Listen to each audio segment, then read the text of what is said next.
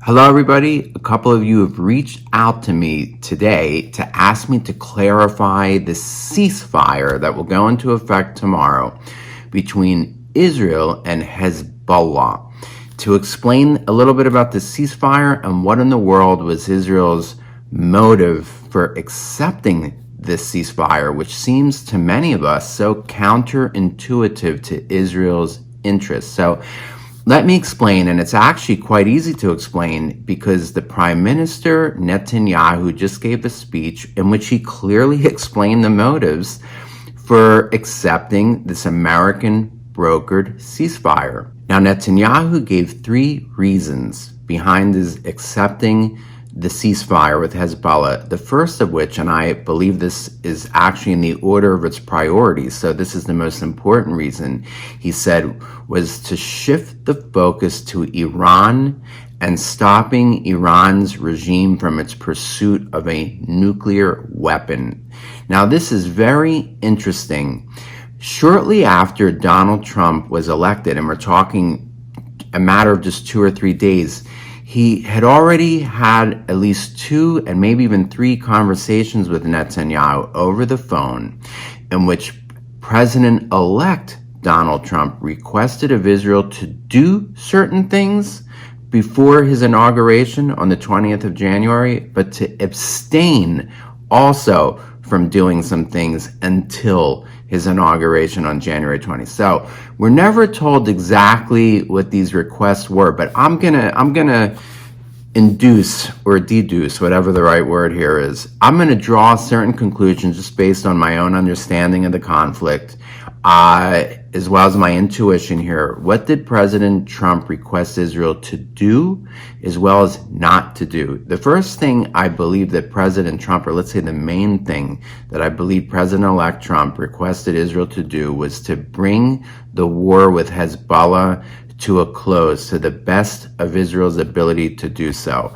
And President-elect Trump spoke about this as candidate Trump for many weeks leading up to the election, that his desire was to see this war wrapped up before his inauguration on January 20th. So, in my opinion, what did Donald Trump ask Israel to do between now and Inauguration Day? To wrap up the war with Hezbollah. Now, what do I think Donald Trump asked Israel not to do until his inauguration on January 20th? I personally believe that President-elect Trump asked Netanyahu not to attack Iran's nuclear sites until he is in office. Now, that seems counterintuitive also because President Trump ran in part on the pledge not to begin any wars as president, but to basically scale down and bring to an end the wars that are currently being fought around the world. So why do I think that he's asked Israel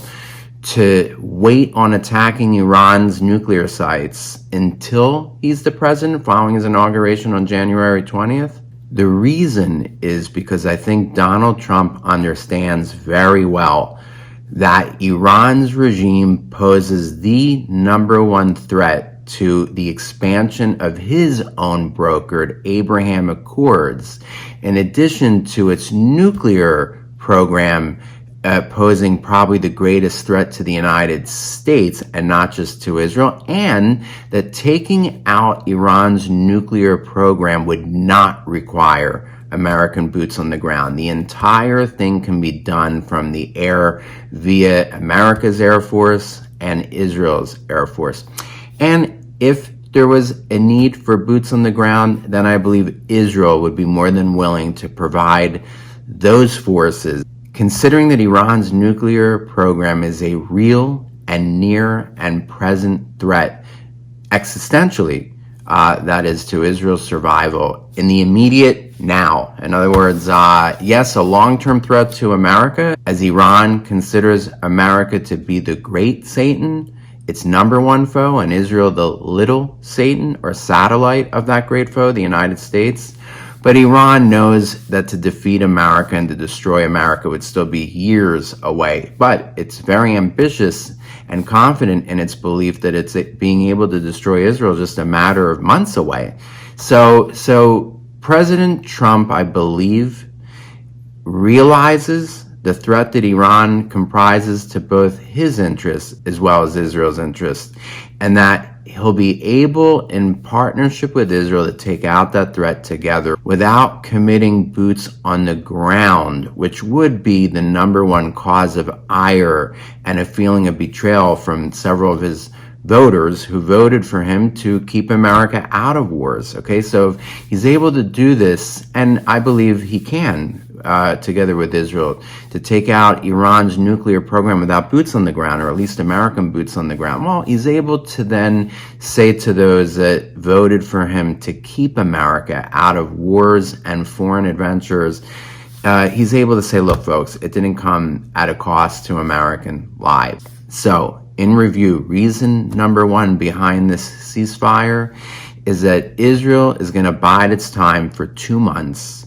to wait till Donald Trump comes into office. And I believe that the Netanyahu government and Trump government see eye to eye on Iran in a way that Netanyahu's eyes and Biden's eyes did not meet on this issue during the last 4 years, during which America's main goal was to keep Israel from taking out Iran's nuclear sites or expanding the war to take out Iran's regime. Now, this dovetails with reason number two that Netanyahu offered behind the ceasefire, which is that he came out, and I was shocked at how forward he was in saying this. He basically said that it was because of the American arms embargo that has happened over the last few months. He doesn't mention Joe Biden by name in this speech, but when he offers reason number two behind the ceasefire, he says because of a great drop in Israel's weapons supply from abroad, and we all know where Israel gets most of its weapons from. It gets them from America. And he's basically saying that the Biden administration started to hamstring Israel's ability to fight this war any further due to an ongoing delay, if not an outright arms embargo, a delay in getting these weapons to Israel in a timely fashion. So that's reason number two. And number three reason that Netanyahu offered behind his being willing to accept the ceasefire is to de-link the whole Lebanon and Hezbollah issue from Hamas, the Gaza Strip, and the hostages. The belief is that once Hezbollah is out of the war, Hamas will now feel more pressure to bring an end to the war and to release the hostages. It will bring better terms for Israel in releasing the hostages.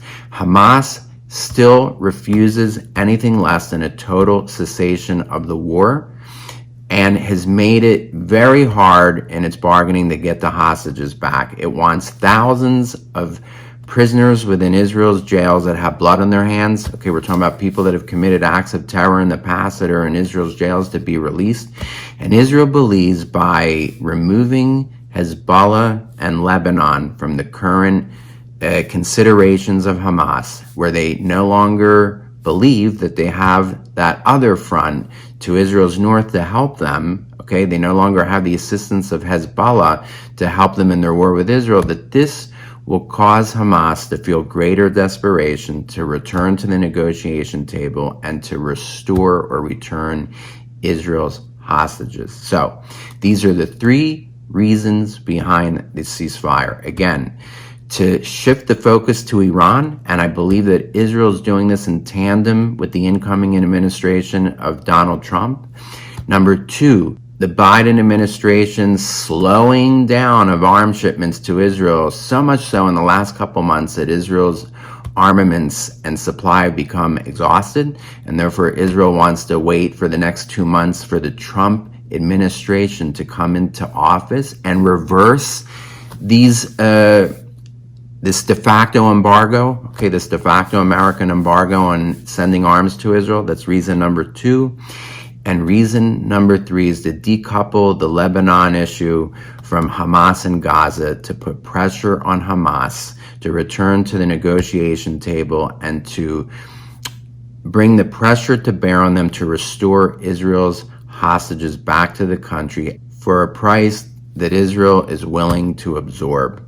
Okay, and that The country feels won't endanger it years down the road, and another October 7 style attack, which was committed by former prisoners in Israeli jails released for the one soldier Gilad Shalit several years ago. That's what started this whole war, a former prisoner exchange years ago in which Yahya Sinwar, the leader of Hamas who executed the attacks on October 7, 2023, was released in a prisoner exchange. In other words, October 7 couldn't have happened unless an entire generation of Hamas leaders that led the attack had not been released from Israeli jails. So it's to strengthen Israel's negotiating stance vis-a-vis Hamas now that Hezbollah has been removed or may be removed, which causes Hamas to soften its positions. I hope that helps you in understanding why Israel committed to the ceasefire. Anyway, this is Steve, the tour guide. Oh, and I forgot to tell you, for those of you following my series, Making Sense of the End Times, I'm planning to upload a new video about Islam's eschatology, but I probably won't do it till after Thanksgiving. I'm afraid that if I upload a video tomorrow or on Thursday or Friday during the Thanksgiving extended weekend, nobody's going to watch it. It's a holiday, one of the major American holidays. A lot of you are in transit between now and Sunday or Monday of the coming week, visiting family and such. It would be crazy for me to upload a video that fewer people will watch because of the holiday. So I'm going to wait till after Thanksgiving to post the next video to Making Sense of the End Times. But it would have been remiss of me to let today's ceasefire agreement go unanswered or without an explanation. I hope I helped with my explanation. And now I want to take a moment to wish all of you a phenomenal Thanksgiving filled with joy, good food, and safety. Bye-bye.